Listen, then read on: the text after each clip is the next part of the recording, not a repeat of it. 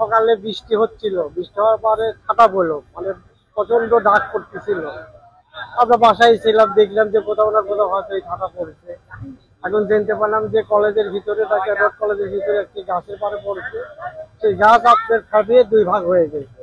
সেটি দেখার জন্য আমরা আসলাম, লগতে আসি, বাস্তবে দেখতেছি যে ছাতা পড়ে এই অবস্থা হয়েছে। যেমন একটা গাছ যা করট দিয়ে ফাড়া সম্ভব না, 10টা মিস্ত্রি দিয়ে ফাড়া সম্ভব না, আল্লাহর কুদরতে ছাতা পড়ে সেটা ফাইটে দুই ভাগ হয়ে গেছে। আমার এক বন্ধু লক্ষ্মীপুর থেকে সে পোস্ট করছে, অথচ আমি এখানে থাকি এটা দেখতে পারি নাই।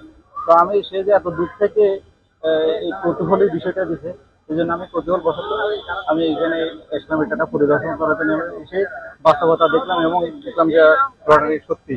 আজকে খুবই আশ্চর্য হয়েছি যে এরকম বজ্রপাতে কি শক্তি, যে এই ক্ষমতাটা এখানে আশপাশে আমি পাশে দিয়ে যাচ্ছিলাম, শুনে এখানে আসলাম আর কি, এবং দেখে এত পরিমাণ অবাক হয়েছি যে একটা বজ্রপাতে কিভাবে এত শক্তিশালী একটা গাছ বিখণ্ডিত হয়ে তাও আশ্চর্যজনক ভাবে দাঁড়িয়ে আছে। এটা আমাদের কাছে আশ্চর্যজনক এবং সবাইকে সচেতন হতে হবে।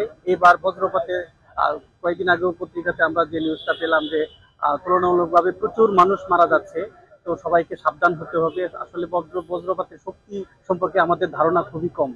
অবস্থা পেলাম, পরে ভাবলাম যে কোথায় কি হয়েছে দেখি, তো পরে শুনলাম যে এডওয়ার্ড কলেজের মধ্যে নাকি বজ্রপাত হয়েছে। পরে সকালে এসে আমি দেখলাম যে আসলে একটা সমস্যা হয়ে গেছে। বুঝলাম যে এই বজ্রপাতের কি শক্তি, কি ক্ষমতা, সবাইকে সতর্ক থাকতে হবে। এই জিনিসটা এখনই হবে, তার মাধ্যমে সতর্ক থাকে।